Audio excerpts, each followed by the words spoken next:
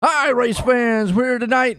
We got a good one for you here, too. It's a Spartan Racing League Push Master Series here tonight. And this is kind of just an opening here at Bristol. They're doing a little bit of kind of it's a pre-race to the to what the next week's going to be. Well, I got Wesley up here with me in the booth. How you doing, Wesley?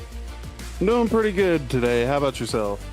Doing good, man. I'll tell you what, tonight, man, ought to be a pretty good race, I think. These guys out here, you know, it's just not going to be the normal field that we're going to see. Some of these guys will be familiar with it coming next week, but for the most part, it should be a pretty good race tonight. Bristol, short track racing. Yeah, honestly, don't know which line's going to be working here. Don't know if there's going to be multiple grooves or everybody fighting for the bottom and bumping each other up. So definitely going to be interesting today.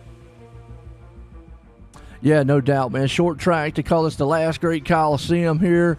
You know, I mean, the Bristol style, man, Bristol, baby. I mean, now it has changed over the years of what it used to be. I think tonight, what we're probably going to set of, you know, they're going to be able to utilize that low line, maybe take some, you know, some of the high line and whatnot. Looks like we got qualifying that's underway right now, so I don't know. I mean, It's just Bristol. It's just short track racing. Anything can happen. It's almost like a plate race. You just never know. I mean, you're definitely right there with saying it's like a plate race and you'll never know what it's going to happen. But the cars aren't going to be flat out the whole way around the track. Yeah, absolutely. And, you know, the repave of this track over the years, said stuff like that. And, okay, they're going to the driver's meeting. It'll be about 10 minutes. Just got a call for us. Oh, got a driver's meeting? It'll be about 10 minutes or so here, so let's catch the sights and sounds of what's going on. But, you know, Wesley, like I say, the Master Series, now I'm going to be new to this series. It's been a while since I've done a Spartan Racing a series here. So I know it's probably a lot of, you know, new guys, newer guys than what it was in the past. Are the Cup cars. I like the Cup cars. It's kind of a mixed feeling about them. I mean, I kind of like the Cup cars. I do like the new ARCA car also, but I do like the Cup car. Yeah, driving between all four of the cars on iRacing, I have a preference for the ARCA and the truck cars myself. The Cup cars I have the mixed feeling on because, I mean, it's lower horsepower and you've got better downforce and grip through some tracks. So it's definitely going to be interesting for a short track with the low horsepower package, but then they should have a little bit more grip and not be spinning as much. Do they have, I mean, now they don't have the aero package here that they would at a plate track. So are they running restricted plate here? Because, again, I try to keep up with all the news and all. And my understanding is on a lot of the short tracks, don't run it. I mean, you can tell by the spoilers and the package they have, they obviously aren't running the Talladega aero package or Daytona aero package. Where I do know they run less horsepower. So Is it on the short tracks that they are? Because here's how I knew it. Now, it's been about a year or so ago of how I heard it was. Anything a mile under, not restricted. Anything 1.5 and up, you know, like the intermediates, they will have like the aero package in power. So I'm not sure. I'll have to look that up.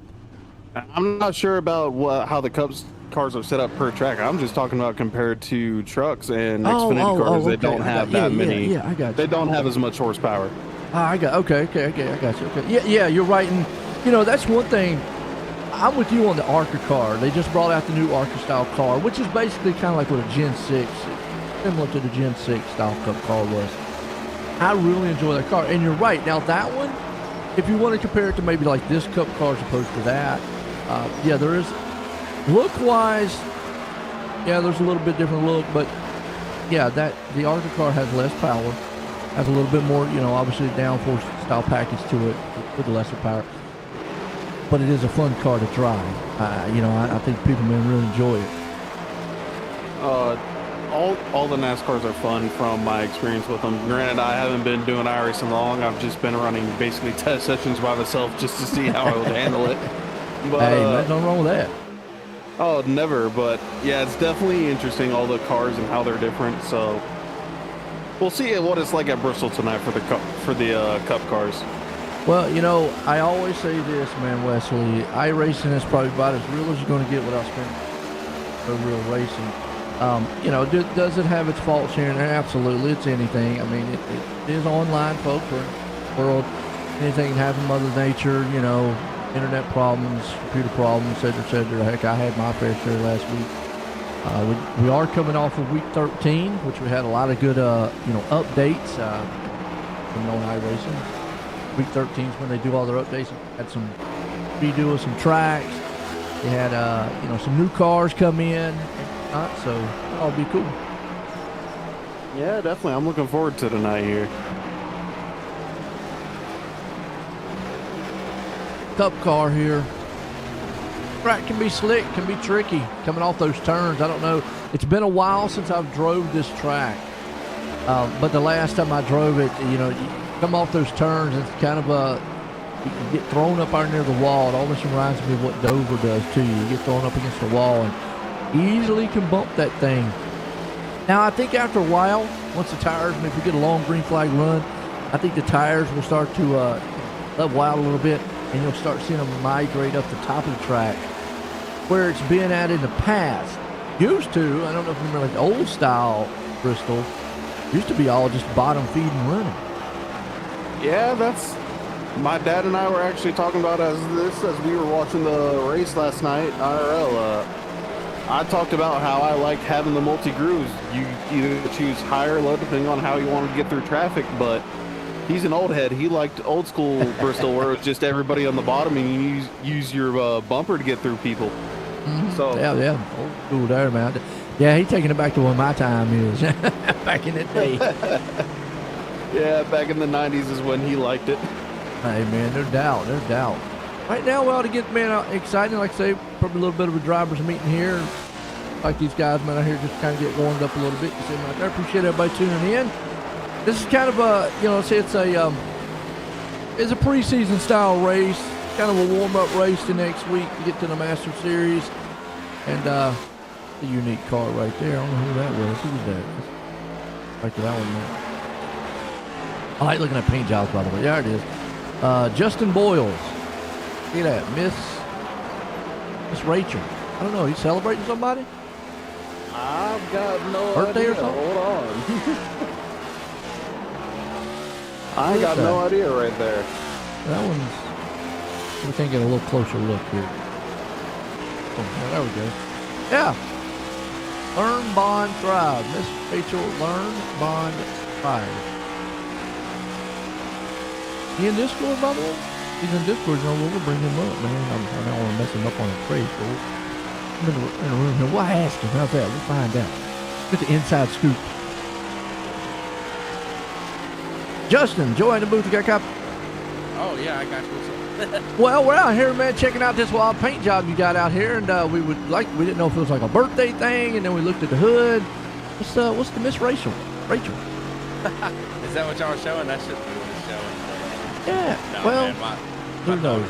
Trading paint, man. Yeah. No, it should be updated if you want to update it, but no, it's just a little special one I have for my daughter. I was going to run Kansas. So, but if it's showing tonight, whatever, we'll run with it. Yeah, I'm trying to see.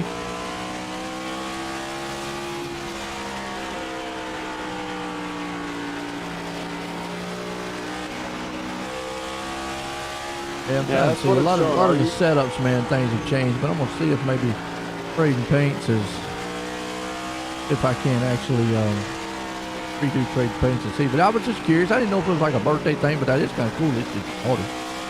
Yeah, man. She loves the break for his house. So, you know, I was just looking up paints for the whole season. That's one of them. Got a few more. Awesome. Well, how you feeling about this track tonight?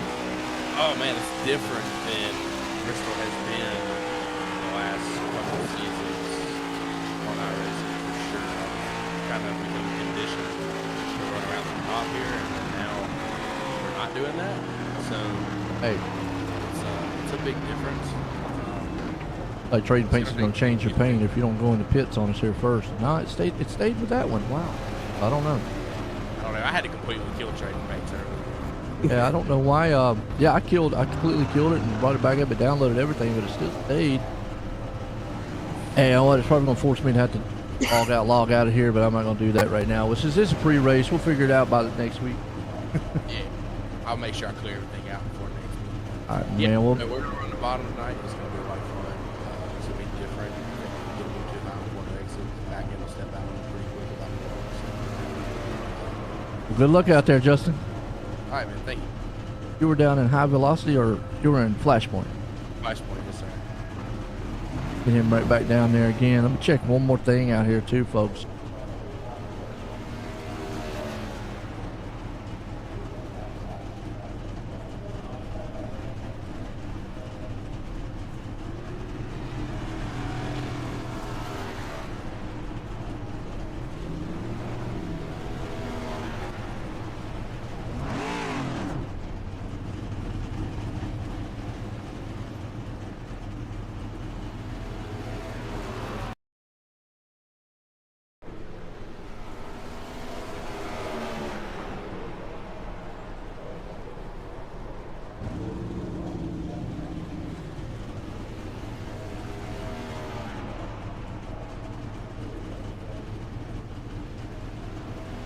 I'll have to figure that one out as we go.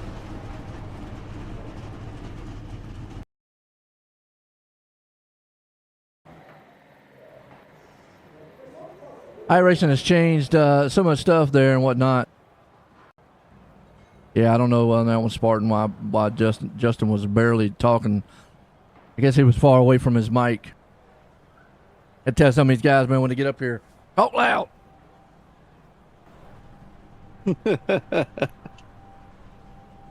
Yeah, but like you said, it seems like it's going to be how the real cars handle it Saturday. A little bit more old school where it's running the bottom. So that's going to be some good news to know.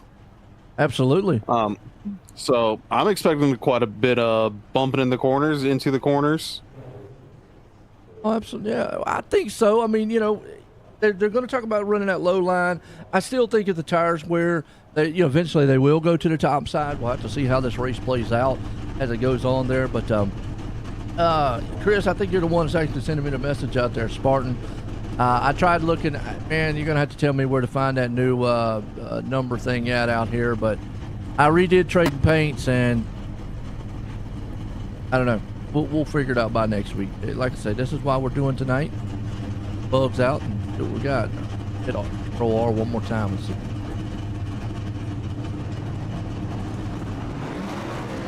Just never know. Sometimes, man, trading paints just does not want to download the right paint.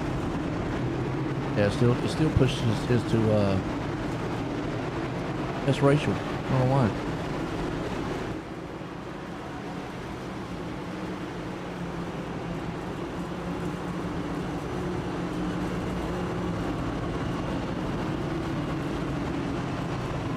Not sure where that. They changed the UI on iRacing, and it has just like, Hey, what's up out there, Bad Dog? You hate the new overlay settings? It's way more difficult. Yeah, and that's what I was trying to find where the hide the car numbers. Hide car numbers, my mistake. Turn custom numbers on and that's what I'm saying. Where's it at? Under graphics or is it under display?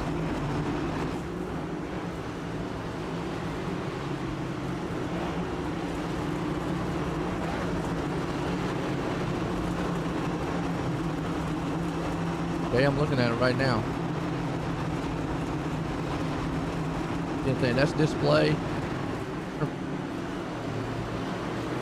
Graphic.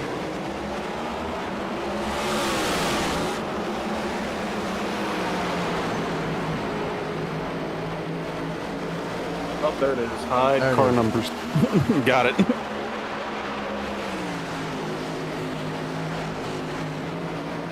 All right, come on, baby.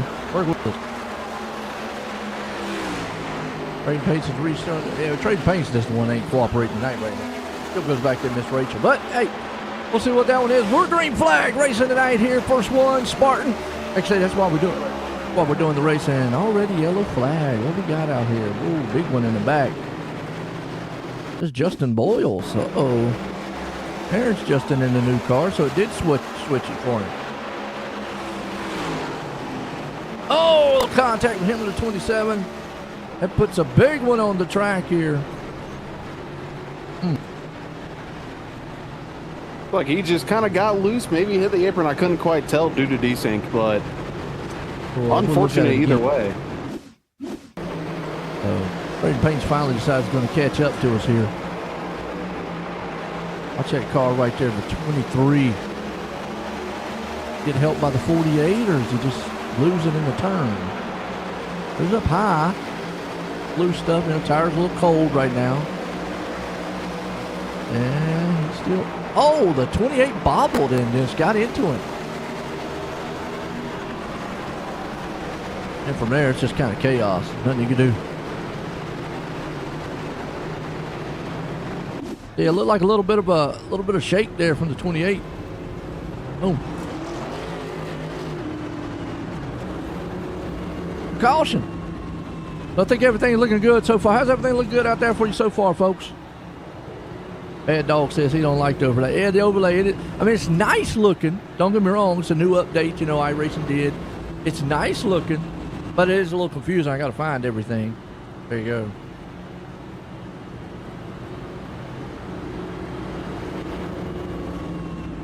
Got the crystal machine out front. I like looking at paint jobs too, Wesley.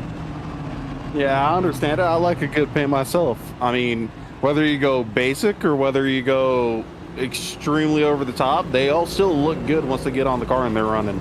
Absolutely. Who's y'all's favorite drivers out there? Who are you thinking tonight it's going to get this thing? Wes? Oof, I don't know about that. I mean... Anybody's, huh? When we were looking at practice and qualifying, I saw the 8 and the 18 constantly up towards the top of Joseph Tucker and Timothy Latham. They were always up there running. So I think it's one of those two. Timothy, I saw him drive a couple times in the ARCA car. He was always fast. So if I had to put my money on it, I think I'd probably go with the 18 here tonight. Okay. He's going for the 18. 18's looking smooth. He's right there in the third place. Got the Pepto-Bismol team, but that's all right. I hope you don't need none by the end of the night. It's set to go green. I don't think that's Pepto. I think that's Ray Energy or Rays. Yeah.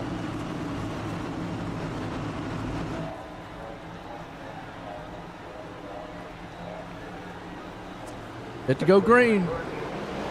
Pace cars in. We're going back green again at Bristol.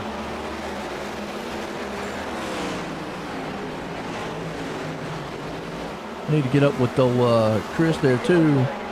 Oh, yellow flag again here. Need to get up with Chris. Chris, if y'all got a actual league logo, that would be nice to get a hold of. Like I say, we're a little test race tonight here, folks. Let's see what's happening on this restart again.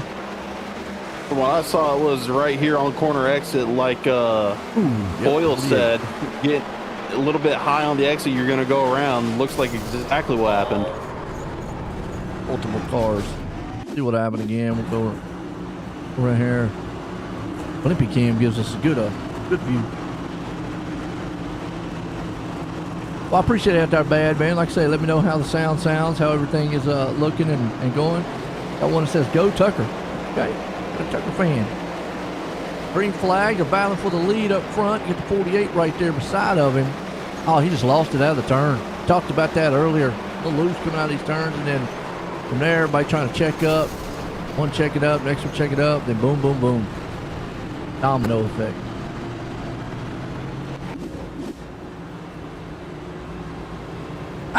Appreciate that, man. Chris, thanks, sir. Chris getting with me, man. Quick here tonight. Let me change that logo up at the top right there, folks, real quick.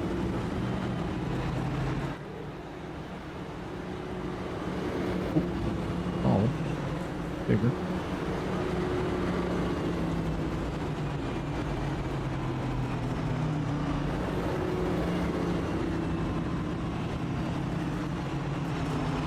See, folks, y'all get to see, man, how things done in real time here. Behind the scenes. Bad said, man, everything looks good on y'all's end. I had some issues last week. The update, I ran good, man, Monday and Tuesday. Then Wednesday night, they did a little update on iRacing. Next thing you know, man, it just went all funky. And I tried to pull my hair out for that 2 days afterwards, trying to figure it out. Finally figured it out. So, good. Everything is running solid right now. Been a while since I've been to a Spartan Racing League. Man, how's everybody doing? I just good to be back. I think I did it was the Wednesday night. I think, if I'm not mistaken, it was either Wednesday or Tuesday night. I can't remember. It's been so far back. But yeah, I had some pretty good racing here.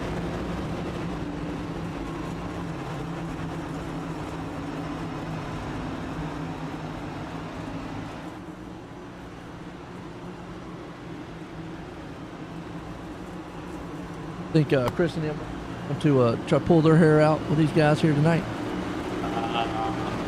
From it just being a test race prior to the season, I don't think they're going to be pulling their hair too much. I mean, they're definitely going to get good information about how Bristol's going to be running come the regular season. Green flag's back out. Here we go. Man up front there, you got Joseph Tucker, Timothy Latham, and folks, I'm going to tell you what. If I'm saying their last name wrong, please get with me somehow, or somebody out in the chat help me out a little bit with them. Ben Stevens, he's right there in the third. You get Kyle Westwood.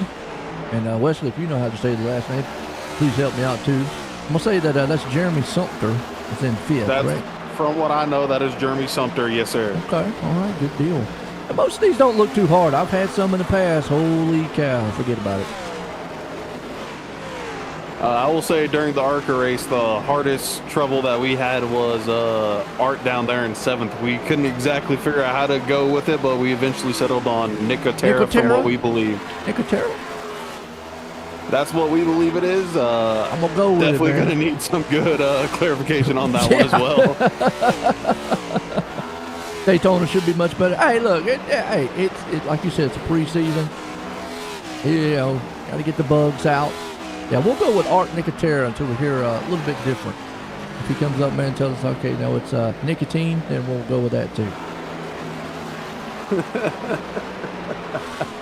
Oh, and the 18's around. Man, Timothy Latham. Go back to the yellow here and see. Did he have a little help, or did he just kind of just got out from under him? Seen that all night long. Cars get a little loose out here. Yeah, and it's on the exit of the turns as well. Not really much in the middle of the turn. I mean, we had that snap for the first caution that took out the 23 as well. You know, the only way to fix that there, man, Wes, is you're just going to have to be very light coming back on the throttle. Can't stab it down coming out of those turns. It's almost like if you're spinning a lot going in or you're pushing going in, you got to back those turns up. Definitely, I would say so. Throttle control on a short track, a slippery concrete track at that, is definitely going to be the most important thing, I would say.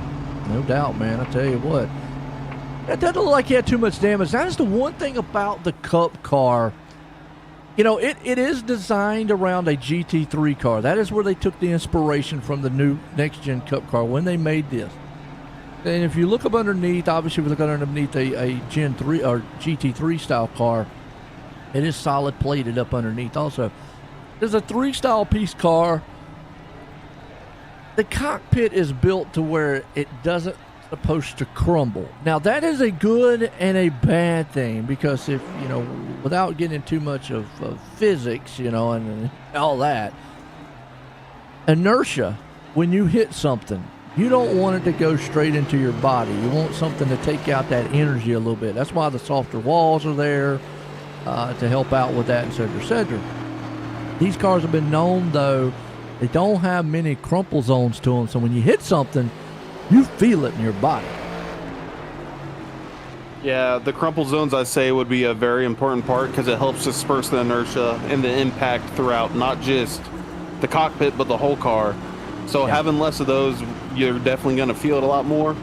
But with the intact cockpit at the same time, that means less parts are going to break and potentially keep you from getting crushed if too many do break. Yeah, you know, and like what you just said, that's a perfect example. And the flip side, this is a very safe style car when it comes to that standpoint. Like you said, not as much falling off, breaking, flying everywhere. On the flip side, though, we have seen, you know, this is a young man's sport. Yes, there are some older guys there, but at the end of the day, that's why you don't see too many 50-year-old football players. You know, you take a hit at that age, it starts to hurt. As opposed to when you're 20, 25, you can run into a tree, get back up and go, man, that tree needs to get out of my way, you know, whether you're hurt or not. The older you get, though, the limb, man's what starts hurting you instead of the tree itself. Green flag. Evans gets a good jump out front here on the field. Westwood right behind him. And Timothy's actually able to bounce back. That little spin. I know you're out there watching. Oh my, go ahead, Wes. So, like you said, he don't think he got much damage. He might have just kissed the inside wall, so his car should be fine. Yeah, it looks like it. Also, what about to ask there, Chris, is I didn't see it on the report there. Do you have a fast fixed here? I'm a real big believer of the non-fast fixed style races, but you know what? Some want them out there, some don't. I feel like it brings out that, you know, realness, you know, and it's racing too. Here's the thing, Wesley. Sometimes, yeah, you hate it, but sometimes you just get caught up in somebody else's mess. That's just racing. Yeah, it is. I've run in a couple open races on iRacing so far. Definitely, you get caught up more so in somebody else's mess than something that happened to you that you did to yourself. Good little run right now. Stevens out front. Westwood right there with him. You got Latham, Tucker along with him. Sumter there in fifth. Gilroy hanging to sixth. Nicotera right there in seventh. Martinez up in eighth.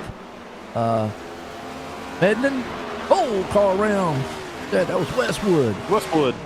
Oh, he stayed straight, but go see if we can't maybe get a back on the replay here, Westwood. If we can watch maybe what happened to him, because he's right there in second. Kind of just riding. Maybe another product of losing it out of the turn. He got a little wall there. Shouldn't hurt him too bad. Still going around the turn. You start seeing them cars kind of migrate up the track a little bit too as the run goes on. I see him there. He's still taking the bottom, middle. Yep, just lost it out of the turn. Ooh. Pancake the wall, so it shouldn't be too bad. Shouldn't hurt the car too much. Might mess up the toe a little bit, but that's, who knows. We'll have to see how the car is later. You know, all the damage right there will be on the left side. I think the biggest problem probably would be the toe link. Those are a little fragile. Yeah. I hurt that little side there. You was talking about earlier with this one. Doesn't look a little bit of damage right there on that left front. You can see where that fender is right there, Wes. Yeah. He might have pushed it just a little bit. That's where he bumped the nose. All in all, the car looks good. And honestly, I think that minor damage might actually help him. It increases a little bit drag on that left side to make it a little bit easier for a turn in.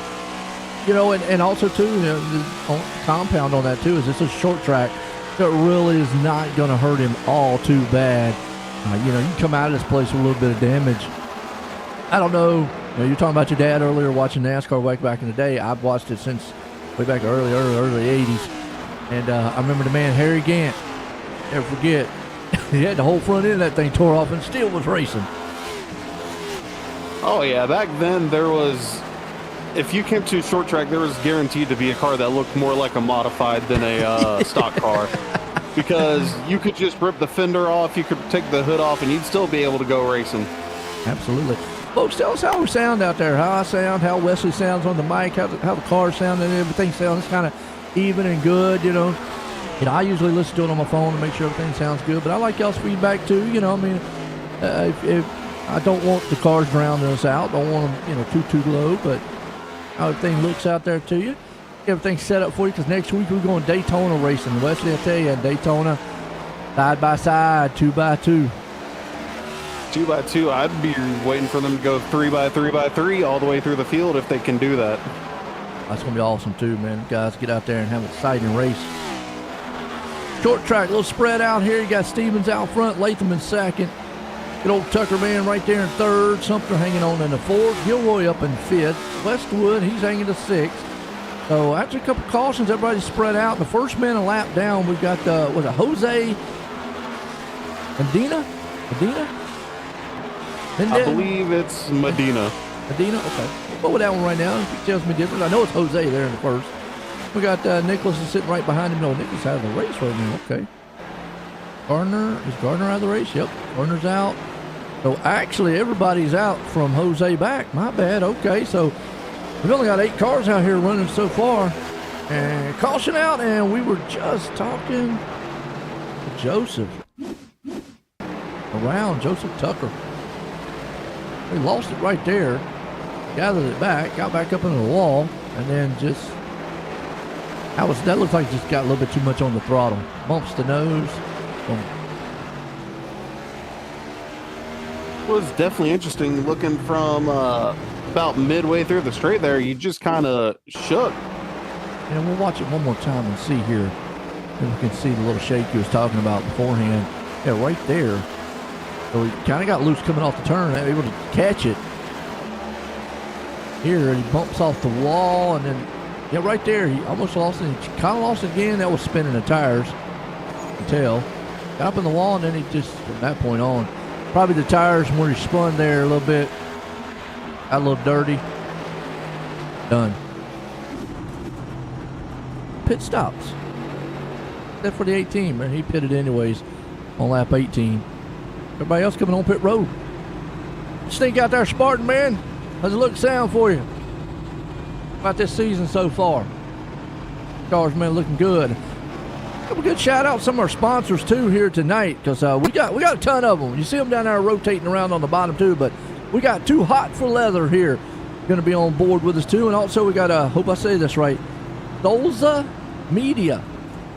Then we got Holloman Auto, Napa Auto Parts.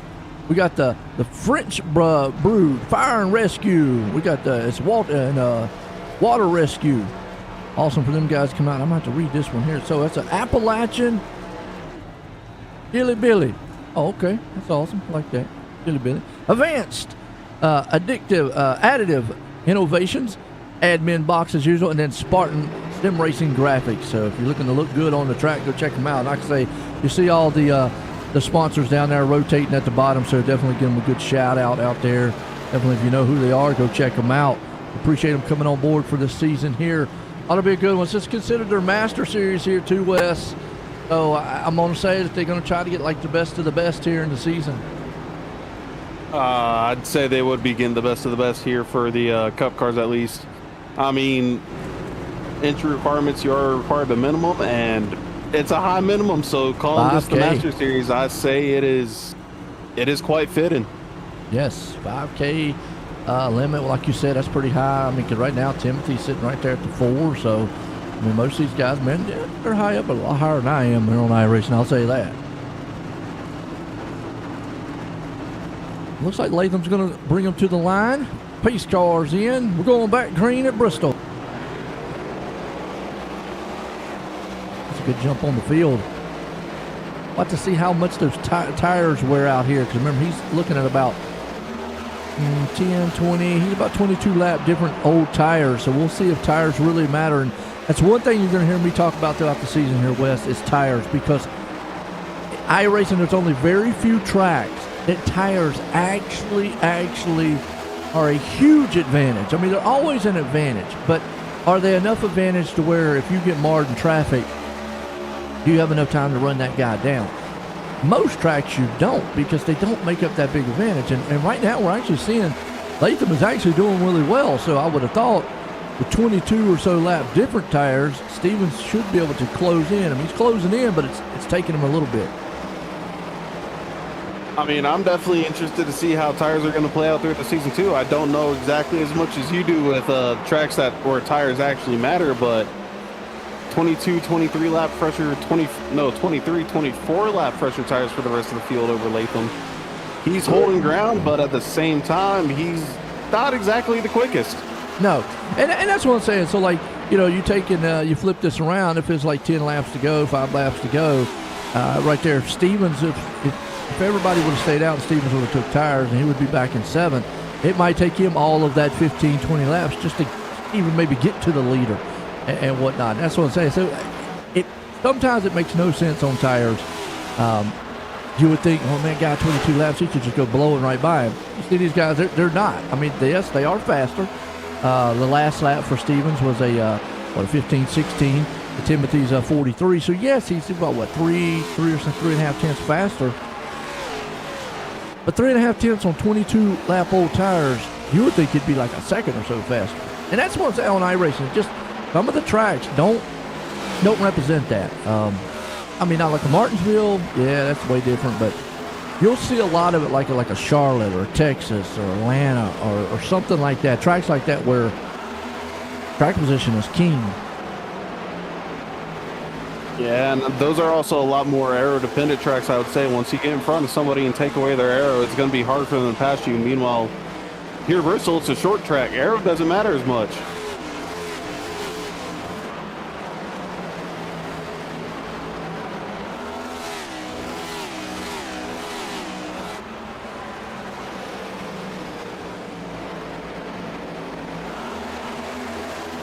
All right, well, Stevens still out front in this one. Sumter right there behind him, Tucker. Latham hanging on right to fourth place spot. Gilroy. My dog's had loving the race in the background here, too. He's a cheering up a cool breeze. He said, go, go, go. Who's the dog rooting for tonight? That's my question. Well, you know, I guess if there was one out here with an Alpo or maybe like a dog biscuit on it, he'd probably root for that one. You know, that's something I've never seen. That's a good. I've never seen a dog food sponsor in NASCAR or racing. Have you? Like, I mean, can you imagine gravy train out here? I think Kyle Busch had a pedigree car at one point. Was it okay? I can imagine seeing like a gravy train car out here, man. A little Wagonaire. Yeah. Battle for second, Tucker. Sumter up here, folks. I'm going to tell you what you're going to see this season is we love having fun. I like, man, interacting with the fans out there. I know you got the fan club, folks out there root for the favorite driver, family members out there. So we got, Chastity out there. She said she's rooting for Tucker. So is Chastity Tucker realtor? I'm going to take, man, you sell houses? Awesome. Well, right now, I'm going to say you're going for just Joseph Tucker. The only Tucker I see on the field here right now, and he's holding on pretty good. He's second place. Second place also looks like he's running consistently faster than Stevens as well on the board. He is at 39 to 47. Looks like he's also been the car to beat as well, I would say. He's always looks like he's about 10th or so faster than everyone every lap. Remember, he spun earlier too, so to bounce back. He got in that wall earlier on. Not too bad for him to be here. Got Stevens out there out front, something. Guys have got to pace himself a little. Oh, he came out that turn sideways. I mean, we were talking about the difference in tires earlier. Latham looks like he's kind of steadied himself in fourth. The tire advantage might have worn off by now. Yeah, they're looking pretty even. I mean, it's 43 to 30. Obviously, Tucker is right there just a little bit. I talk about this a lot, too, times on tracks and what it takes to pass someone. And Wesley, I don't know, I mean, me being up in the booth, I analyze that stuff a lot, and I see it a lot of times. What it takes to really just catch somebody and then just pass them, just go right by them. It takes, at the minimum, at least a tenth and a half, almost 2 tenths faster for you to do that. If you're running a tenth faster, yes, you're going to catch them. Yes, you're eventually going to pass them. But you're probably going to stay side by side with them or get to their door, and it's probably going to take you several laps to do it, to get that pass in. So, and right now we're seeing that, he ran out with a 38 to 44, so it's not quite a 10. That time was only like, thousands of a difference, 48, 49.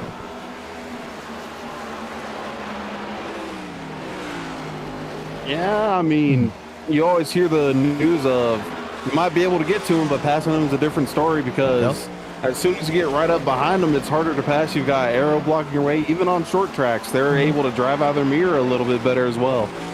Dirty air, that's the thing that they talk about a lot. And I don't know if you're kind of new to iRacing, and I need to turn our mirrors on, folks. Glad I did that shot too. Matter of fact, let me do that.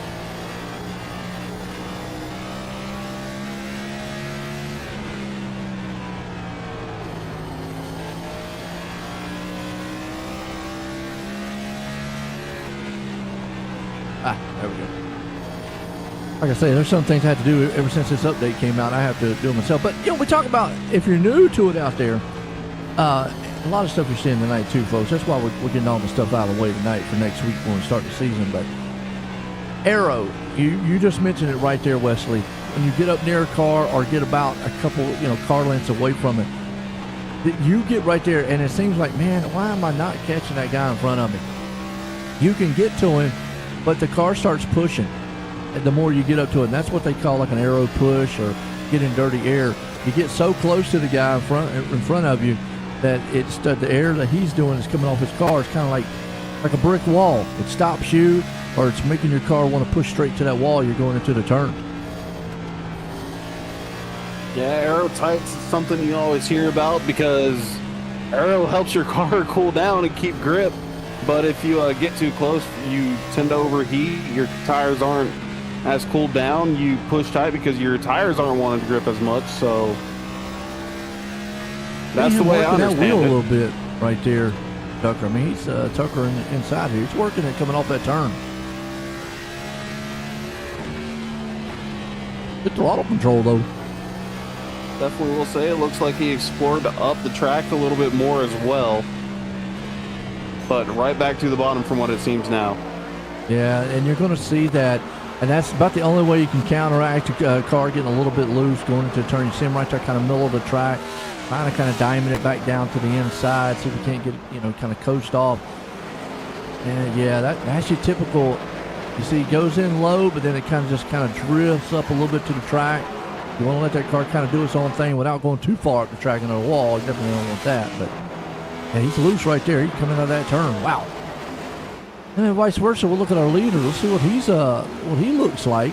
See what Tucker looks like back there. How smooth our leader looks. He's been able to hold that bottom lane. He's on a lot, he's on a lot newer tires. He's about the same. It's a little more stable coming out of the turn. Maybe a little bit. That's all about throttle control right there too, Wes. I definitely would think so. Throttle control off of short tracks. Tracks are tight.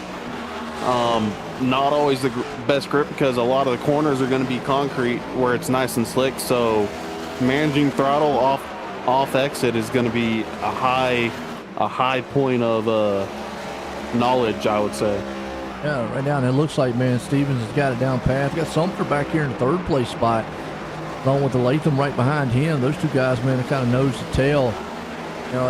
One of the things they talk about with Bristol, they've said over the years, like, man, Bristol is not what it used to be. It used to be like, they kind of nose to tail, a little bumping and rubbing going on. Now, it's sometimes can get to be like the guys are just kind of racing the track more so than anything. I'd say that's more with almost any track nowadays. You don't know exactly how the cars are going to handle.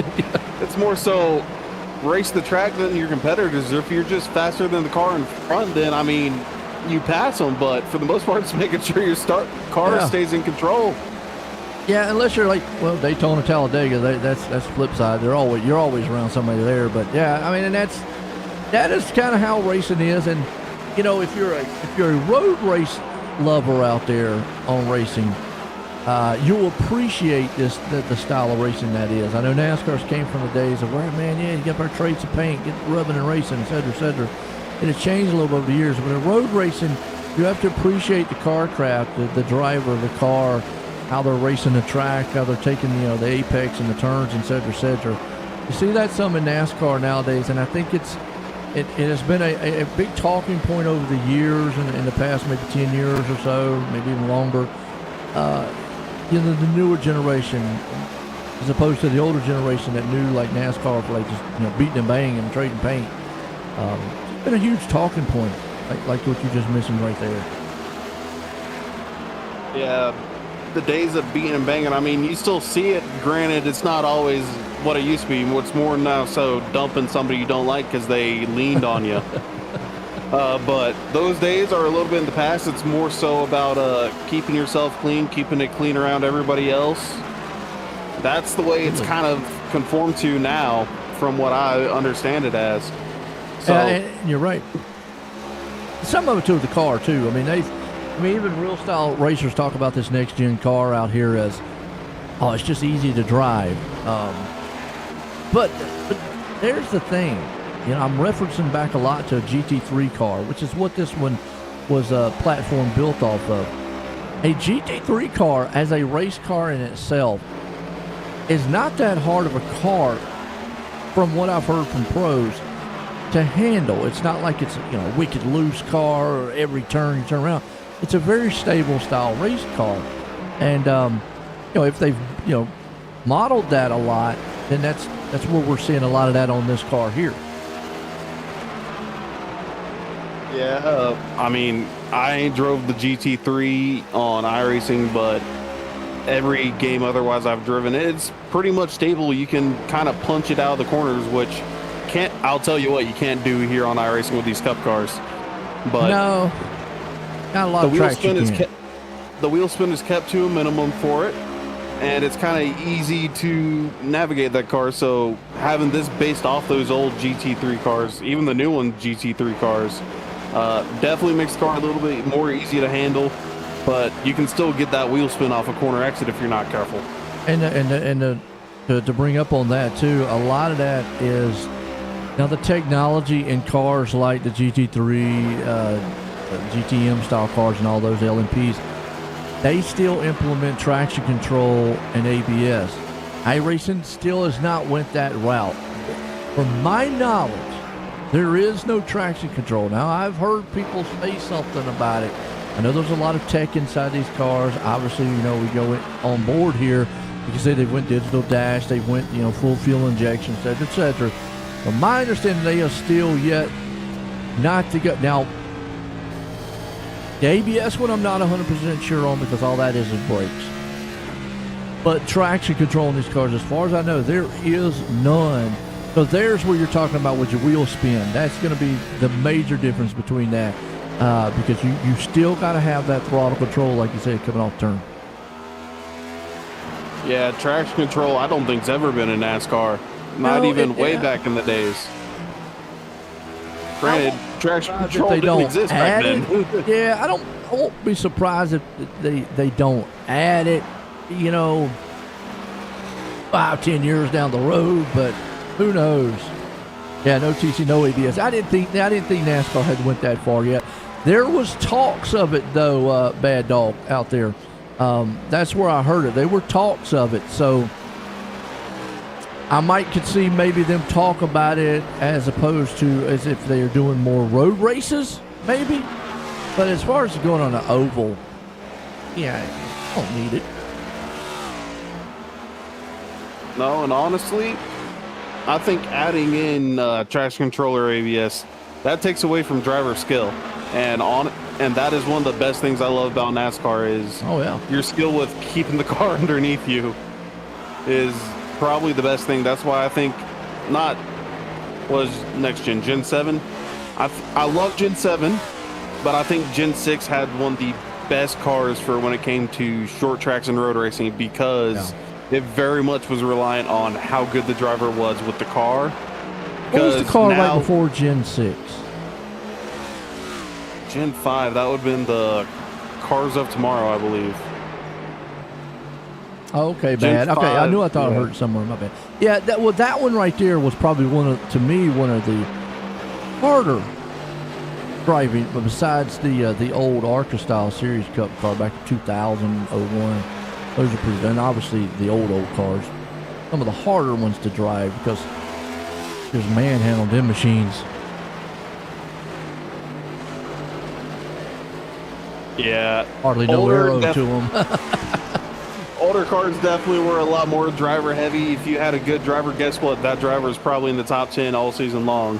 But one thing I do love about this next gen here is that all the cars are spec cars, so every person has just about the same amount of support as any other car there, and it's equal playing field almost. So while all the cars are the same, again, the drivers aren't. That does make up a majority of finishing positions. But when you go back into older, where everybody was like making their engines in shop, fabrication was in their own shop, they can make it more towards the driver's likings. Right. I would say. A lot of this too, you know, this is obviously a fixed style setup. It is a fixed setup, right? I believe it is. Chris, we're not in open setups, are we? Well, I'm gonna go ahead and do my point either way. The fixed setup, obviously everybody here on iRacing is on the same setup. Like I say, then it's gonna come down to the driver. In an open style setup, because most of the time, you just mentioned that too on this car, it's pretty planted. Most of the setups that they have here fixed wise tend to be more tight as they start off to make this car. Some drivers just don't like that. Some drivers like a really loose style car. Well, that's where, like, obviously the open setup would come in. You could loosen it up some. But this car still tends to want to be on the tight side a lot, and that has even in real life. As I say, it's a bumper action going on right there. Tucker, man, got up on the back end. That's what we want to see at Bristol. We got a 3-car race here going, but yeah, some drivers just don't like that tightness, and we've seen it in real life. Like you said, it comes down to the driver's preference. Yeah, definitely comes more to the driver's preference. I remember early 2010s, I think it was, Jimmy Johnson, Jeff Gordon was given his setup one time and said, I don't understand how Jimmy runs it that loose. Yep. Good action on the track. Latham got up there to second. Stevens still in control of this thing here. Tucker thumped her, and folks, been a good race here. Got kind of like a preseason race here tonight for the Spartan Simracing League here. Appreciate everybody been tuning in and out there. Next week, we kick the season off at Daytona. A little special race here tonight to kind of get the drivers kind of a little bit of a glimpse on what we expect. Let all the bugs out here too, like say on the broadcast side, the admin side, driver side, and you know, make sure everything, man, is going to look smooth for y'all going into next week. And so far, so good. Appreciate everybody tuning in. And race has been pretty good. You know, I've had a few little hiccups here. Looks like this track is a little bit loose here tonight. So I don't know if Bristol's on the schedule or not, or will be. But if it is, this right here maybe kind of gives these guys a heads up on, yeah, this is going to be a loose track. Yeah, it's definitely been loose. We could see that by all the cars spinning early, but pretty good green flag run going so far. Stevens way out front. I mean, we saw Tucker with him for a little bit, but Tucker's now fallen off just about 6 seconds back. And Tucker actually right there is going to fall back in the fourth. He's battling. Oh, little contact in a wall there. The number 8 there, man, of Tucker, got up there in that little loose stuff. Back the wall a little bit. You can bump off the wall here some. Hurt the car too bad. Although these cars are a little more sensitive to bumping than what some of the other ones. And again, we bring up that GT3. You don't see a lot of bumping in GT3. You see a little bit. The reason being is because you see how those the front splitter there in the bottom, how they stick out, and then the back valence back there that they've got on these things, and the side skirts. You don't want to mess those up, man. You can mess up the whole aero of these cars.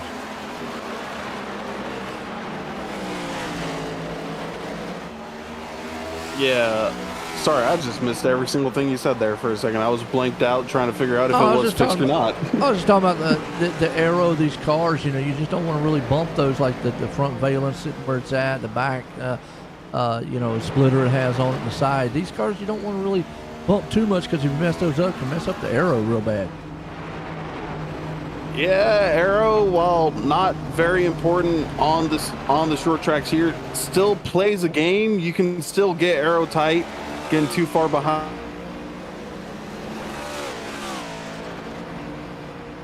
And he's gone.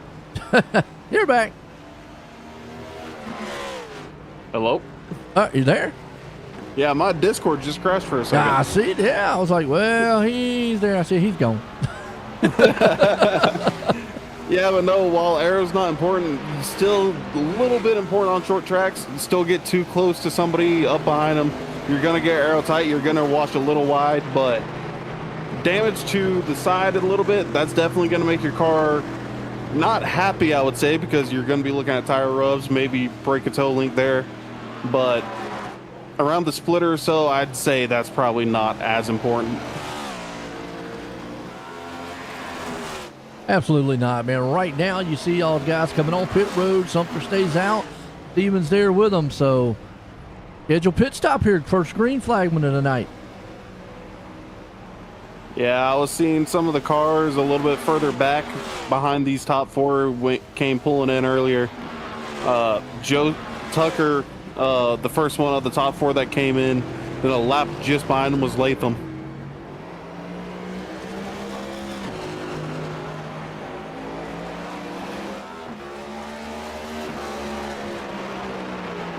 Stevens took his pit stop here.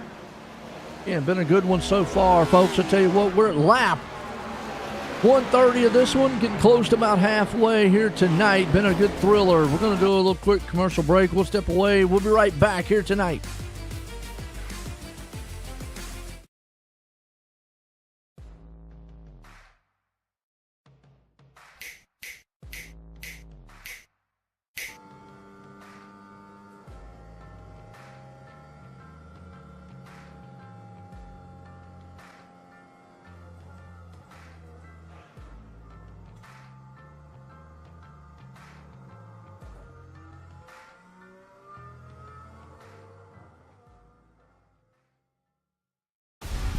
There's an immeasurable bond that forms when you join the service.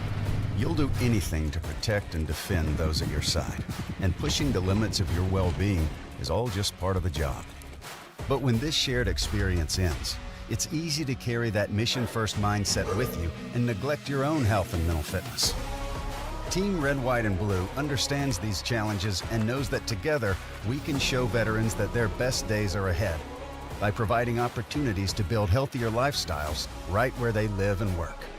Through races, service projects, workouts, and a cutting-edge mobile app, our members develop a sense of camaraderie and mutual support. With a growing force of over 200,000 strong, we invite all veterans, families, and non-military supporters to start putting their well-being first. Team Red, White, and Blue is forging America's leading health and wellness community. Will you join the team? And then if you want to, just a little bit about how the foundation helped you. You know, I was in a pretty serious deal, as most people know about. It's a pretty tough deal, very traumatic for my family. A lot of stuff that we went through that people would never understand.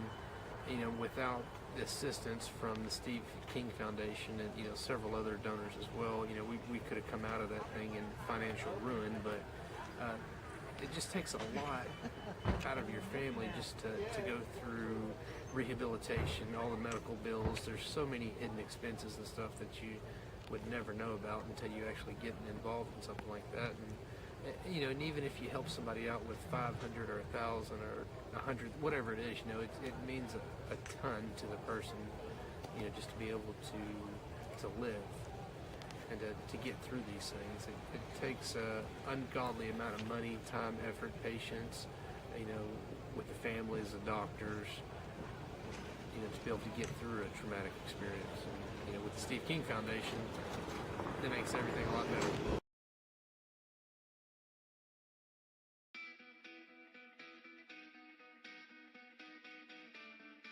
Welcome to Team Red, White, and Blue. Thank you so much for joining our team. My name is Mike Irwin, and I have the honor to serve as the Executive Director. When I founded Team RWB in 2010, our initial focus centered on veteran transition and reintegration into civilian life. But as the large-scale deployments have slowed down, the military's ability to support reintegration has improved, hundreds of thousands of veterans have used their GI Bill, and companies have prioritized hiring veterans, the overall mental, physical, and emotional health of the veteran community still has a long way to go. And Team RWB has a major leadership role to play. And that means that we need you. We need you to close out this video and to know that you didn't just join a listserv or download an app. You joined a team composed of real people, over 200,000 strong, who are veterans on active duty in the National Guard or Reserves or civilian supporters. And these people, who we refer to as the Eagles, want you to get involved in Team RWB.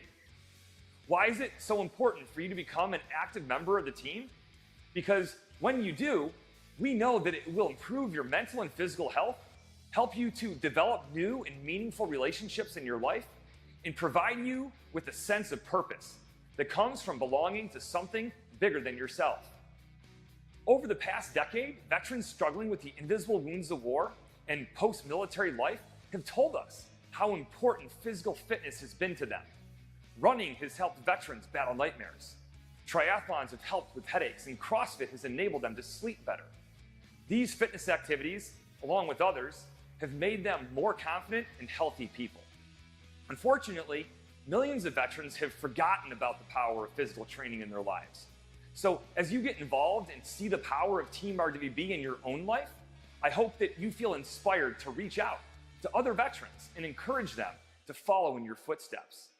In closing, I want to again thank you for stepping forward and joining Team Red, White, and Blue.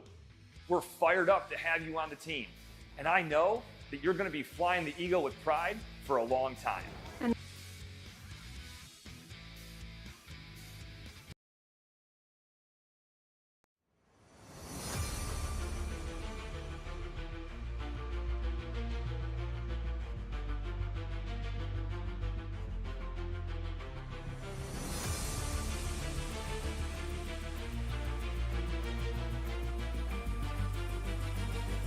All right, folks, we're back here and right at halfway here in this one. And first half's been pretty good here tonight. Kind of got a little season opener here for the Spartan Racing League here tonight, the Master Series, Bristol style. And right now it's been all Ben Stevens out front, man, control of this one. Latham right there in second, but that's Stevens, he's got about a second and a half. Everybody's made their pit stops out here, Wes.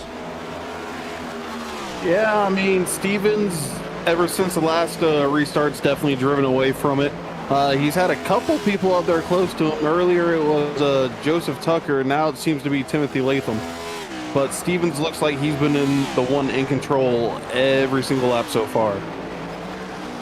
Absolutely. Well, Stevens, Latham. You've got Sumter right there with him, too. Only 3 cars on the lead lap, though.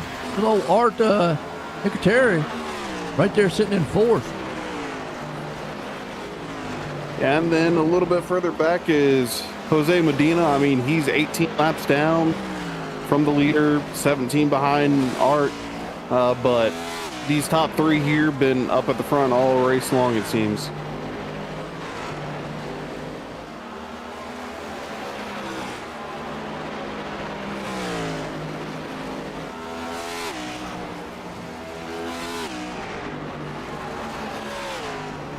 Right now it's all Stevens out front. And this one tonight, and tell you, Chris is up there in the admin. I know he's admin and staying. I'd like to get a word with him here tonight. And Chris, if you're watching, can you jump down there in the waiting room, man? I want to get a word here tonight so far. Get some info out here on the race and whatnot. No, he's trying to admin the race, but words in.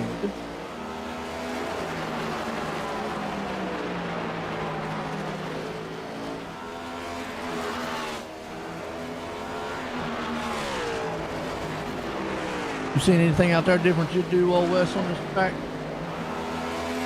I mean, right now everybody's just in their rhythm, running their lines. I don't see much different, something different that I would do. Like we were talking early on in the broadcast before, well, maybe a little bit after the race got started, maybe before it. I'm used to the newer Bristol before what they just ran last night, where you had the inside and then the top lane, and I honestly liked running the top, but apparently that's not how the cars started working for the track tonight with the new update. So honestly, probably not anything I would do different. Yeah, still these guys out here, man, trying to modulate this track early on. A little kind of soft. I mean, not always soft, but a little bit slick out there too. As Art's on pit road taking his pit stop. Then all Stevens up front. Latham right there sitting in second. Got a little scare earlier on. Got a little slide, hit the wall. Bumped her up there too, and hang on to it. That was wall helped him out there, didn't it? I think it definitely did. Wake up call. Car's looking a little bit sideways still. Might have gotten that toe link. Road. And he disconnects. Okay. Done.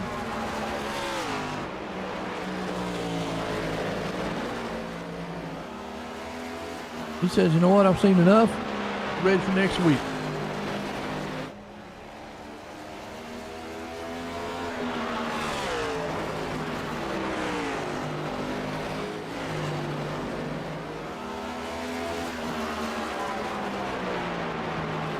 Steven says, I'm having fun. Yeah, it seems like it's definitely a fun race for a couple of the boys tonight. Just get I like on. those catching it.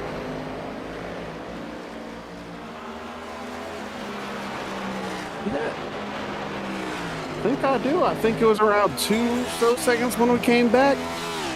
I mean, it's marginal, definitely. 3 hundredths faster this time for Latham, but seems like a pretty steady gap. Yeah, it's 1.7. It's a little bit, you know, at some points. It's only about 100 difference between the two. I mean, last lap was 85 to 84.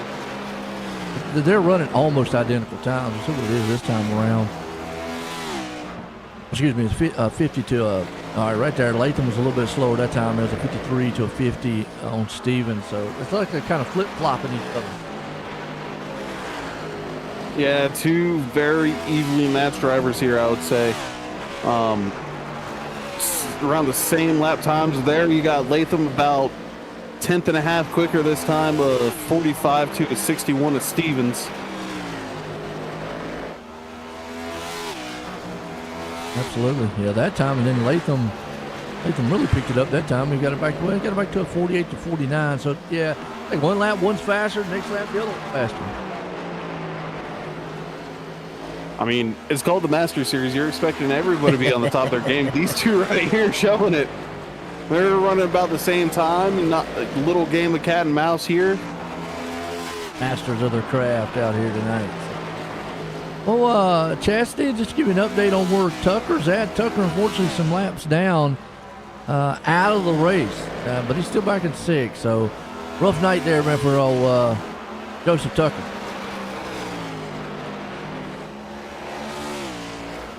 Yeah, it seems like there's only about 4 cars running right now, being Stevens, Latham, Nicotera, and Medina.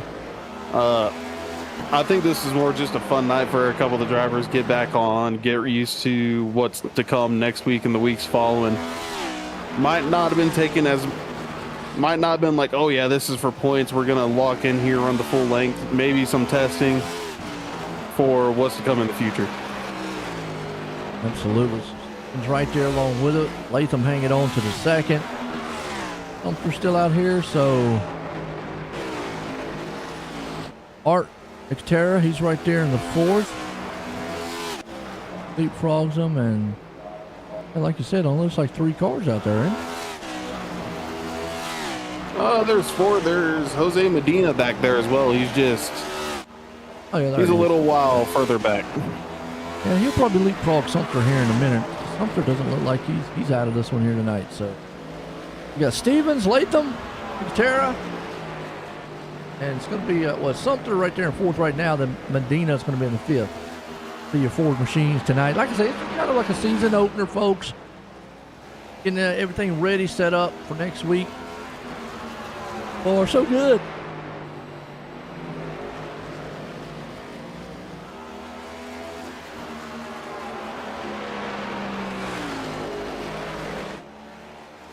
Daytona next week. Daytona, multi-wide racing, pack racing. Estimated 40 cars field for next week. It's gonna be big. It's gonna be loud. It's gonna be fast. Absolutely. Side by side, like you said, fast, fierce, all kinds of action. Right now, Stevens, man, out front. Latham there with him. Nicotera and then 3rd. Solid run here tonight so far. Bristol. I think these guys have kind of finally found the control of the track, so to speak. I would say so. They're quite smooth in, smooth off. Keeping it around the bottom, not quite drifting up. Wrapping it. Just consistency. Once you figure it out, you just run it and hope somebody else messes up. Right now, Stevens has been a man out there who has not messed up and has got this thing lap after lap, folks. Close to that 200 lap mark here, too. Latham out front there with him. Nicoteri there in third. Dina hanging on up there in the fourth. Sumter fifth.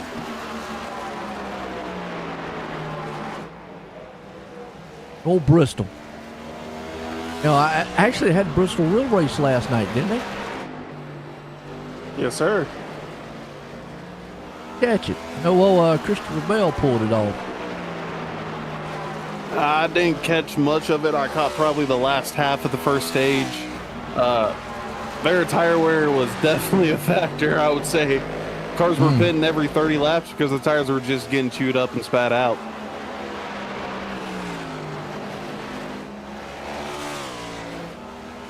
Right now, Stevens has been the man. He's definitely he's got his track figured out. He looks smooth coming in the turns, smooth coming off the turns.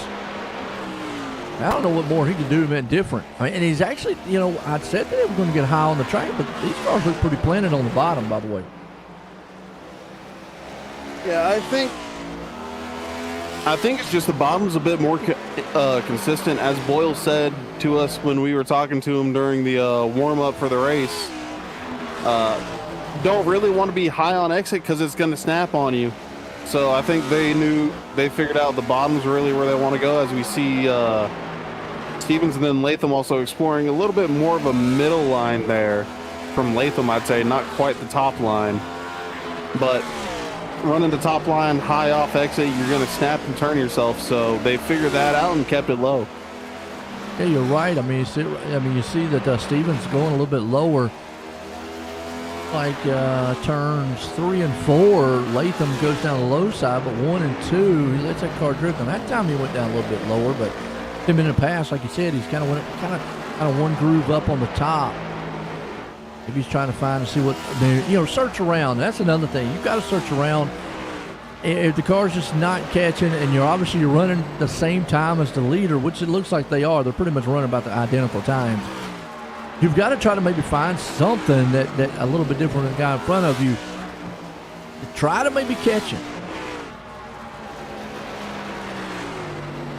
Yeah, even though he's not right back up behind him, aero disturbances can last around a second and a half, 2 seconds, to where it unsettles the car. So there's also just finding that, get out of their wake as small as it is. Absolutely. Latham there trying everything he can, kind of fish around the track, see if he can't run down old Stevens. But, their lap times, and that last lap, he lost a lot of time. And another 10th and a half here this past lap. He pitted 2 laps earlier. I wouldn't think there'd be that much difference in the tires.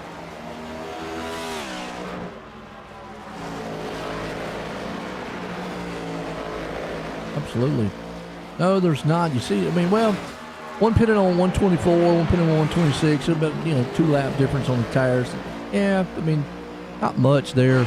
Could be maybe at the end of the run a little bit here, but so far, yeah, you're seeing. That last lap down, he picked up some time. He got back to a 60 and 64 down Stevens, so he might have been fishing around trying something different. Now you can see him get a little loose coming off the turn. Yeah. Fishing around for some time. It's good to try it out, but if it doesn't work, it doesn't work. Get back to what you were doing. Not saying, when I saw him running up that about halfway up through the turns, that groove up, he was still running about the same times, not losing much, but I don't know what's quite happened. 18's fallen off just a little bit. Right there's about a 3-second gap between him and the leader. Stevens out front. Again, that last lap there, he lost a little. He ran a 70 to 56. And there again, we're getting here to the closer end to where they're going to have to pit again. They pitted on lap 124, 126. So I'm going to say, we're past, the 200 mark, so we're well over, about 60 laps on these tires. So they should get to the point of where they're going to have to pit again here. We might start seeing now that that 2 laps is kind of making a little bit of difference lap time. That last lap they were dead even, 60-60.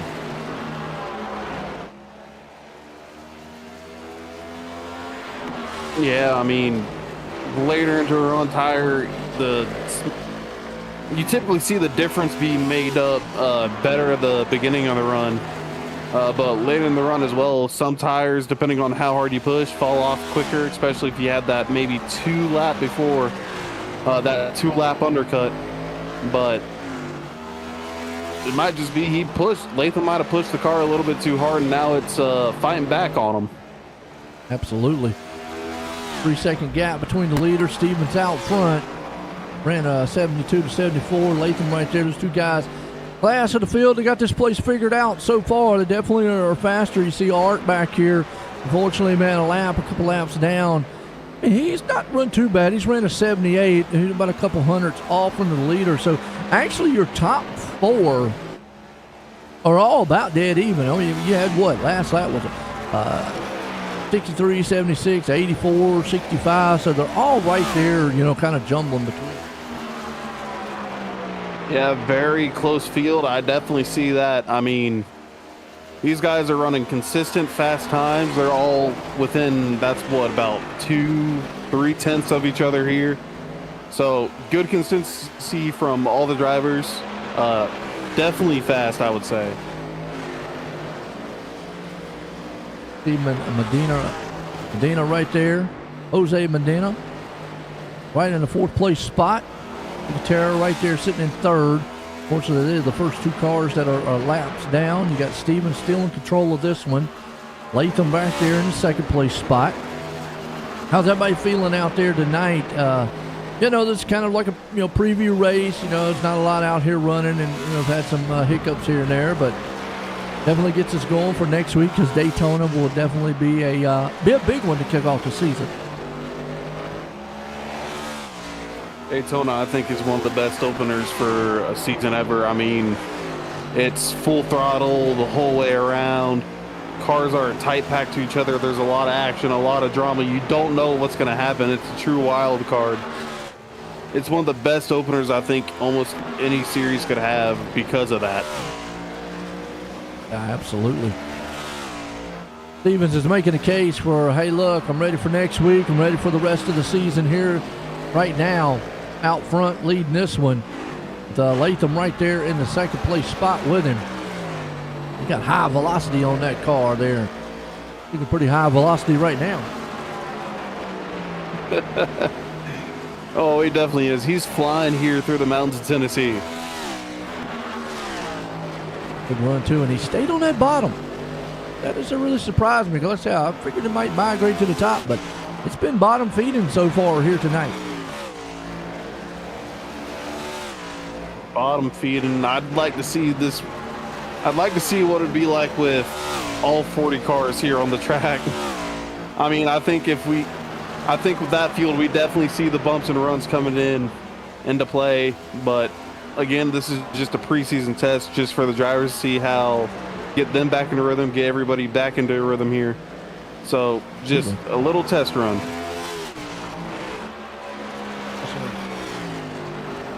Stevens there, Latham sitting in 2nd. Got out there.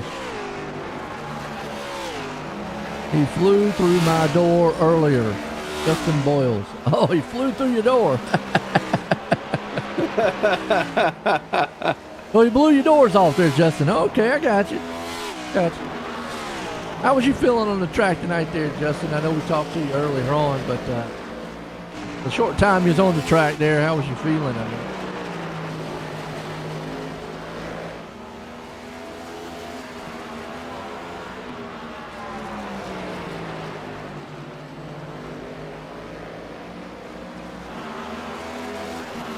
I feel like I say, we've seen the track here tonight just be slick.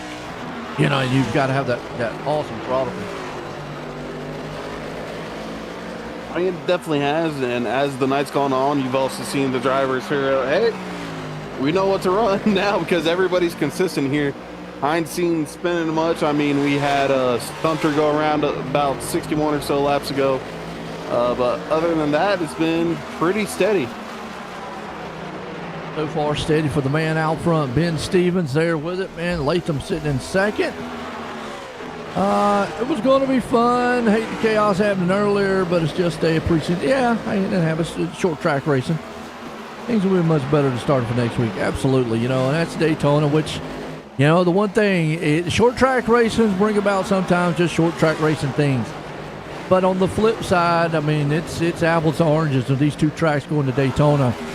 I always say, man, Wes, it's not if, it's when the big one's going to happen. So, yeah, we had a little hiccups here, but next week, got to watch out for that big one. I mean, not just the big ones. I think there's not just big one. I think there's going to be a couple big ones.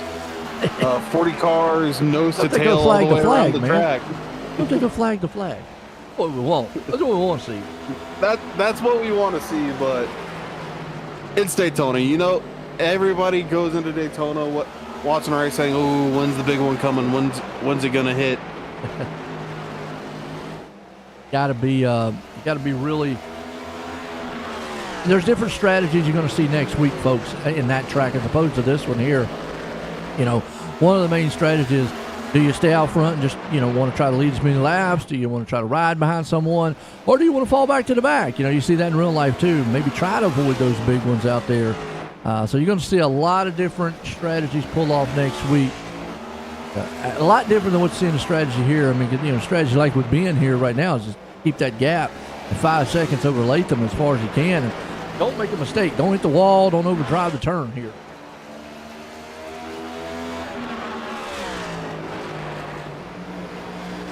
Yeah, Daytona's one of the best, besides pit strategy, at any other track when it comes to fuel or the tire game.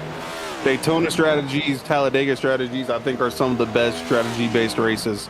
Do you stay out in the lead? Do you want to control the race? Do you want to block the lines? Do you want to find your buddy and help run him up through the field? Or do you want to hang back? I mean, you can get caught up in instances in all three scenarios there. It's just depending on where you are comfortable with running your car.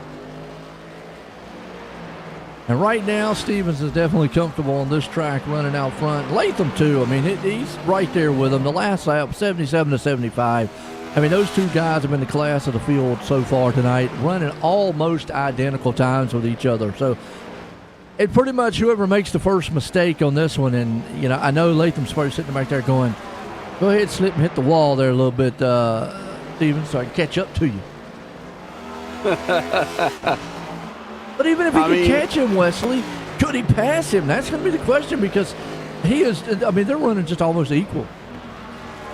They're running equal, and as you said earlier in the broadcast as well, a 10th faster is not going to matter, especially if you're running equal. It's not going to matter to help you pass. You need, as you said earlier, you need about 1/10 and a half, 2/10 faster than the car in front to get past them pretty good.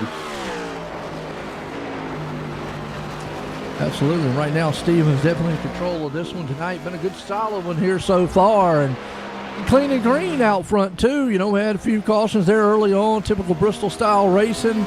Got a little slick. Look, maybe some, first half racing jitters for these guys.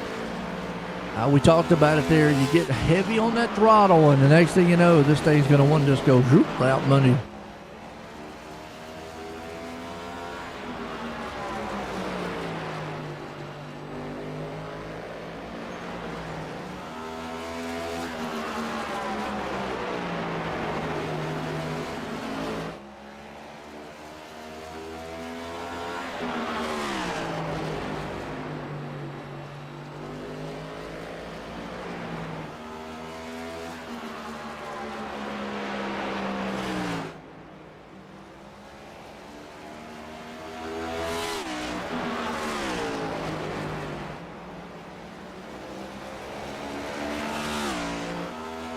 Paul Stevens in control here tonight. Solid race, solid fun here too. Latham out there. Like I say, preseason time here for the guys at the Spartan Racing League here tonight. This is the Master Series. Got some great sponsors came on board here tonight too. So far, been a good race, and let's see what we got. I think these boys are just going to be comfortable riding around, bring it to the end here.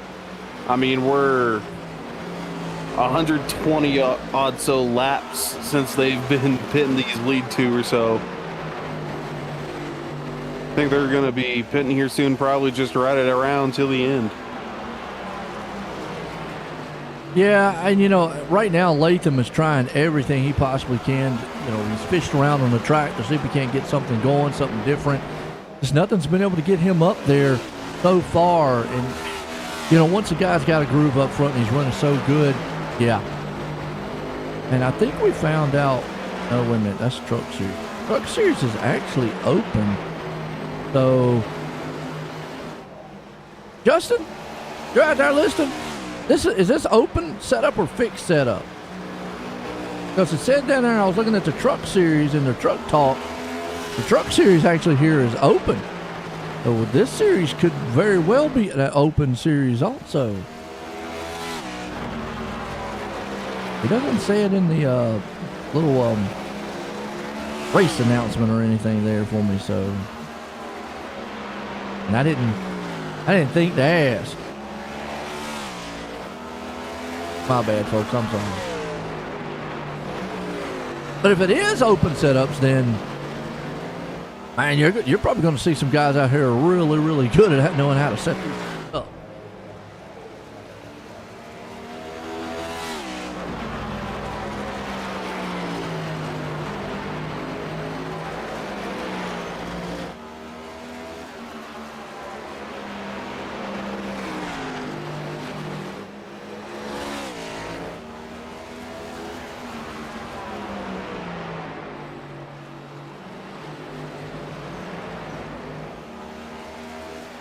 Solid event here tonight so far.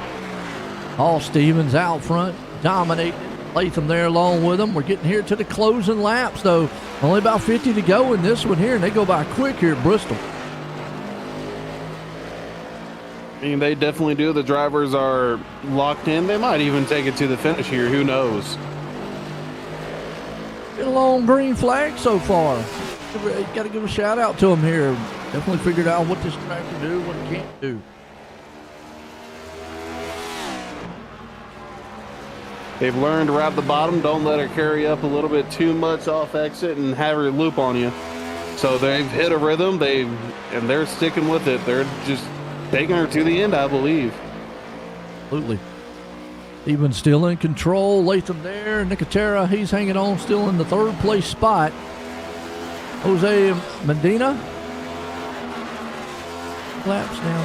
Let's see. We're looking here right now. Looks like he is. There we go. I was going to see if he can't have a chance maybe to catch Nicotera, but it doesn't look like he's going to be able to. So if nothing drastically changes right now, that's your top 3 order. Jose, yeah, he's running in fourth, but he's not going to be able to catch. He's more laps down than what Art is there in front of him. From what my ticker shows, anyways. Yeah, it looks like Art's about 17 laps down. Jose Medina, he's about 18 or so. I'm looking at it right there. It just pop up there for you folks. Again, let me know how it sounds, how it looks out there to y'all as we're getting set here next week to kick off the season for the Spartan Simracing League here, the Master Series. Cup Cars will be live at Daytona next week. Same time here on Sunday night. Should be a very solid season opener, as always Daytona is. It's kind of a pre-race here tonight. Get all the bugs out, help out the admin, the drivers, help myself out up here in the broadcast, get everything going, make sure it looks good for y'all. It sounds good for you too out there. I know some of the drivers out there are probably going, yeah, well, the race wasn't good for me.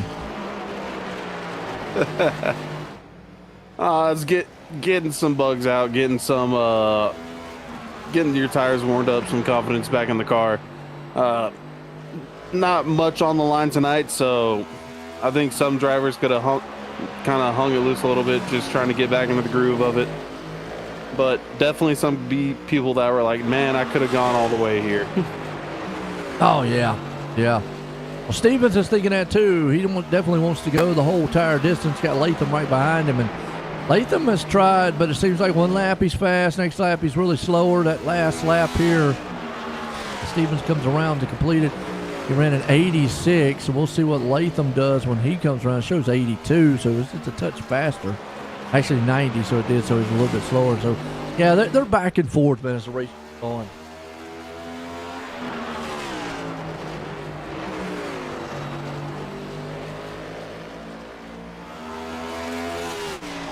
Yeah, it's definitely a mixed match between the two about who's got the faster lap. About the third of the track between the two. One's coming off of two as the other one hits the stripe. So far, so good. Stevens, Latham, Nicotera out there. Some guys not having a rough night tonight. As would be probably the first one out there would be Sumter and Tucker. Obviously back in the 5th and 6th place spot, but out of the race here tonight. Got Jose Medina here doing that 48 machine. Look at the car. Definitely is, and it looks like he's actually now on the same lap as Art. Possibly could catch him.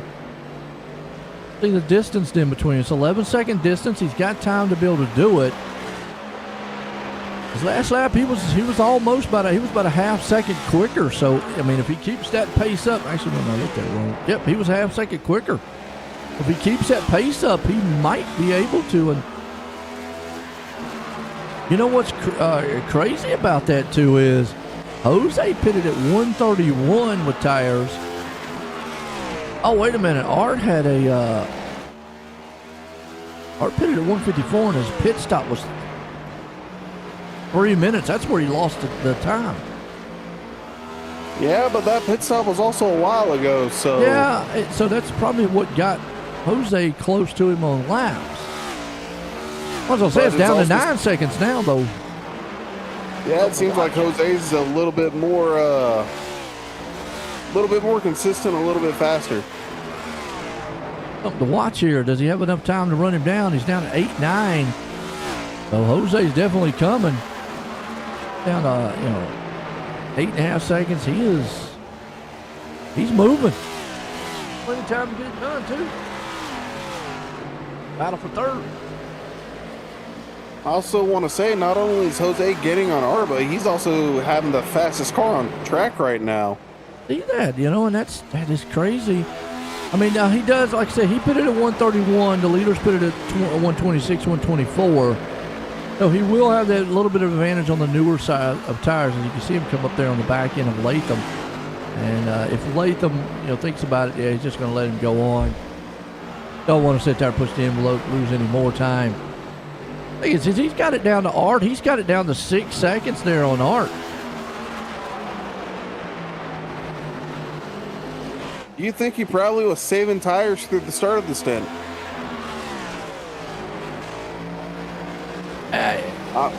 His car definitely seems a lot more lively. Yeah. I mean, I don't know. I mean, because like I said, Art pitted, Nicotera pitted on lap 154. Even though he had a bad pit stop, he still would have the newer tires, as opposed to Jose there in that lap 31. Now, Art did have a 3-minute pit stop, so he obviously had either a penalty or something to do damage-wise. I don't know. It's down to 3 seconds. So Jose's definitely going to catch him. See the damage right there on the front nose, too. And we're going to have a battle for third place.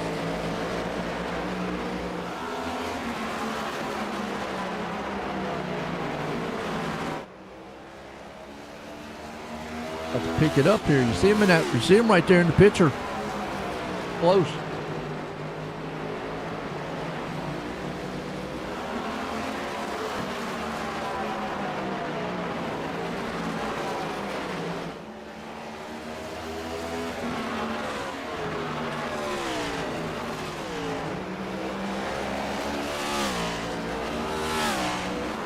Yeah, he's closing in. Look at that, Wes. Oh, he's definitely closing in. Now within a second, it seems. almost directly to the rear bumper.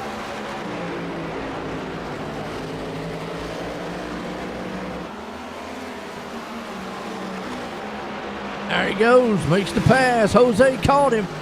Got third from him. Wow. I don't think there was nothing Art could do. I think Art's just like, you know what? He's faster. I'm going to move out of his way. Jose up to third. Good run for him tonight. Stevens still in control of this one, though. He's got a 3-second lead, though, over Latham. Well, Jose definitely don't have enough time. He would need some help here. 20 to go in this one tonight. Bristol style, and it's been all Ben Stevens out front, leading. Been dominating this thing. He's led it almost ever since we came back to green around lap 40 or so. Led it through the green flag cycle. Just kept her clean. So far, so good. Clean right there. You'll see Jose's going to try to get one of his laps back the hard way. He's going to go around the leader. He looks to the outside, maybe the inside. The leader's probably going to be like, you know what? I got such a big lead. I don't want to mess nothing up.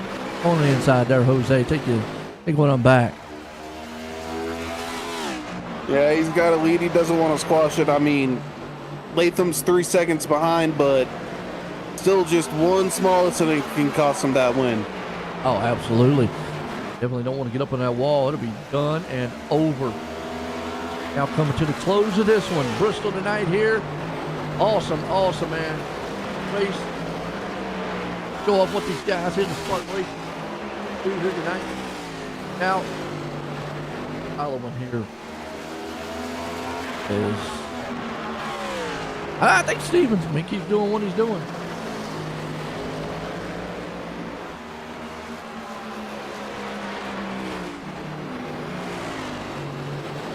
Keep her on the bottom, keep her straight off exit, just don't push her, and I think Stevens has it. So far, Latham, man, trying everything he can do. 14 to go here at Bristol. Under the lights tonight. Last great Coliseum for the Spartan Simracing League here. Stevens in control, Latham there along with it. Jose Medina, he's right there too, sitting in the third place spot. Had a pretty good night in himself also.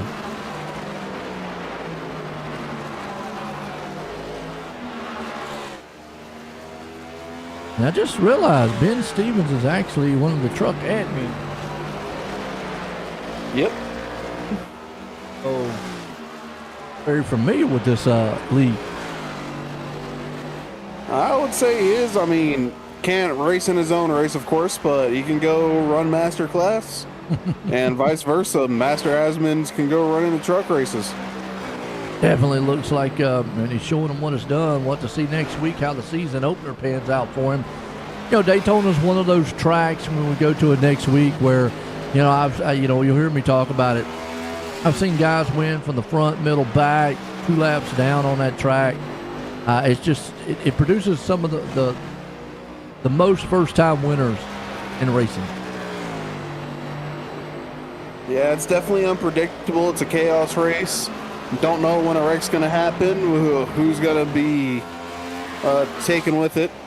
Don't know where you're going to finish. You might just get an unbelievable run coming from like 15th and end up in victory lane or in the top 5. No doubt. That'll be interesting next week. As going to conclude this one here, preseason style opener race here. We got about 8 laps to go. And this one, Devin there when he crosses the line. Ben Stevens been the man out front for most of it tonight. Latham has been right there in the second place spot.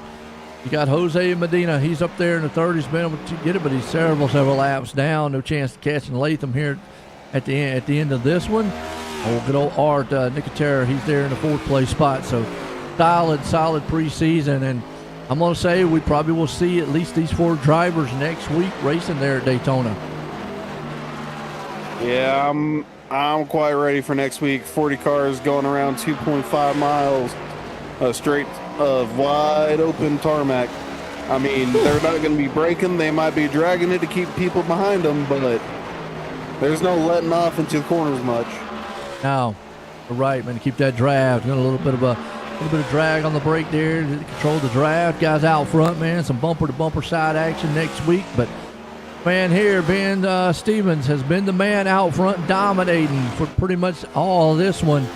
He's got 4 to go. He crosses this line this time. Bobby, 3 to go. I always say they get to that white flag, it doesn't matter. They can all wreck. Whoever makes it to the start-finish line first. After that, it's official.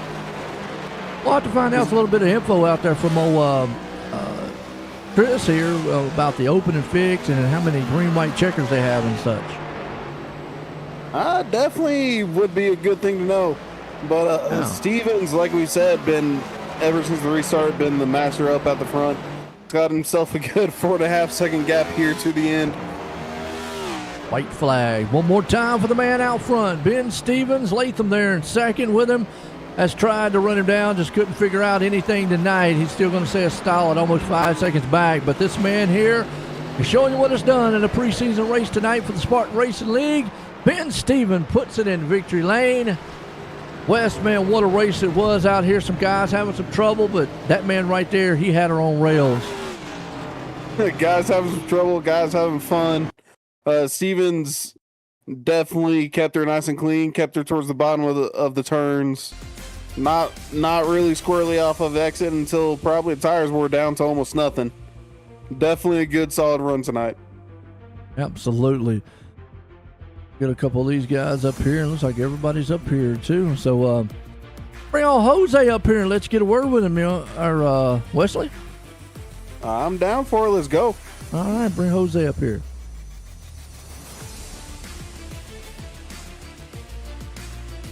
There you go.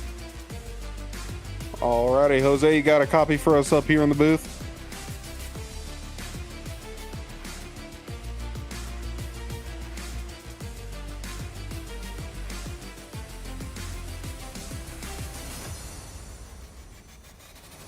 Jose, up in the booth. Oh, it light up, didn't we, Wesley? Yeah, I see it line up, but I don't hear anything. Oh, yeah. Hey, you guys hear me? Okay, there we go. Go ahead. Well, I mean, finished P3 today. You and Art were looking like it was going to be the battle between you two there. Definitely saw you had the best car at the end of the race. You're running about 5 or so tenths faster than the rest of the leaders. Did you save early on once you pitted for that final time? Yeah, I'm a pretty patient driver, so I try to save, and then towards the end I'll start pushing, and that's probably why I had some better lap time towards the end. I mean, it definitely paid off. You were able to get around Stevens and get your lap back the hard way. But before that, you got back to Art, and everybody saw you were flying and just kind of let you by. Yeah, they were showing me a lot of respect, and I was giving some too when they were on me. So just give and take, and just I had a real bad start of the race, a lot of incidents, and I got involved in the tail end. Yeah, the start of the race was a little rocky, but lap 40 was the last restart, and since then it was just wide open. Everybody got into their rhythm. We were talking earlier into the broadcast before the race started about whether there was going to be any chance of movement up to the top once the tires wore in a little bit. Did you feel like that was ever going to happen? I was running the middle. I didn't try to go to the top because I do a couple other leagues, and when you ran that top, you get real loose and you end up hitting the wall, and so I didn't want to get involved in any incidents. So, well, no matter what, I got involved in incidents. But no, I try to keep it on the bottom and in the middle. Alrighty, well, 10-4. Nice P3 finish there, and have a good rest of your night, man. Thank you for the broadcast, guys, and you guys have a great night also. Can I give a couple of shout-outs? Yeah, go ahead, shout them out, man. One last thing. How you say your last name so we make sure we're getting it right? Just like Funky Cold Medina. It's just like Tone Oh, Loc, it is that Medina. song. Okay. Yeah, all right, Medina. all right. Yes. Well, who you got to thank out there? I got one of my good friends that does a lot of my paint scheme, Paul Ferdiani, and from Plus EV Paints, and and I got some Ryko guys from the team.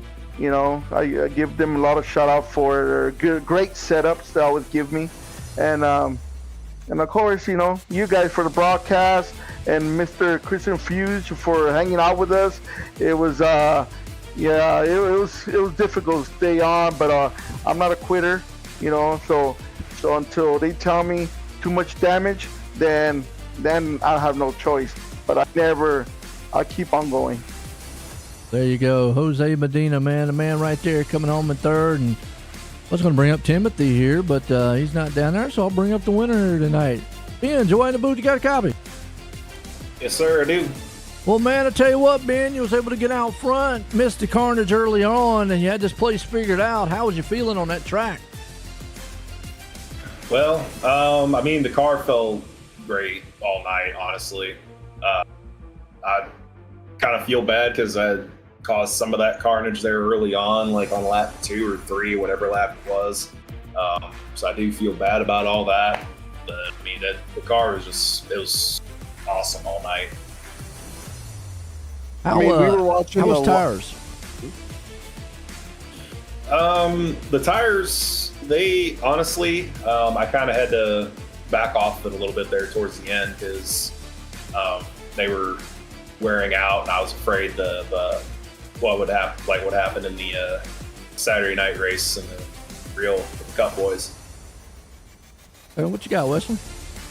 I was gonna say we were watching a lot of the race so far. Anybody that kind of looked like they tried to run the top line didn't end up so well.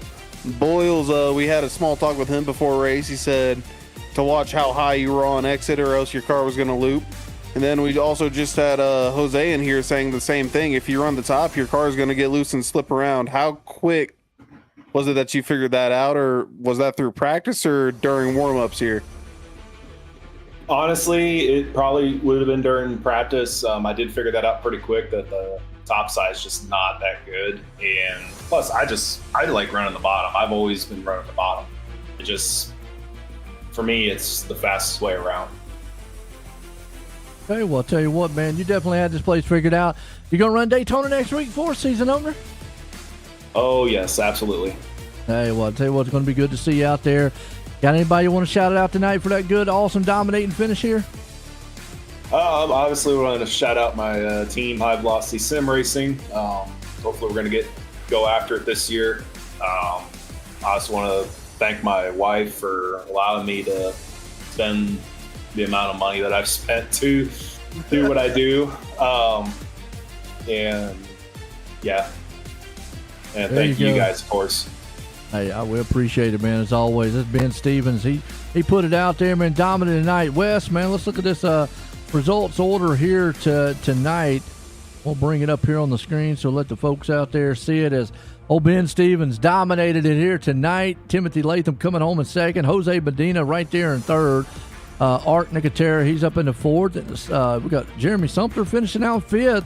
Joseph Tucker, there in sixth. Scott Gilroy, he's to finish seventh. Kyle Westwood there in eighth. Nicholas Martinez there in ninth. Colton Gardner 10th. Charles Everett 11th. Justin Boyles there in 12th.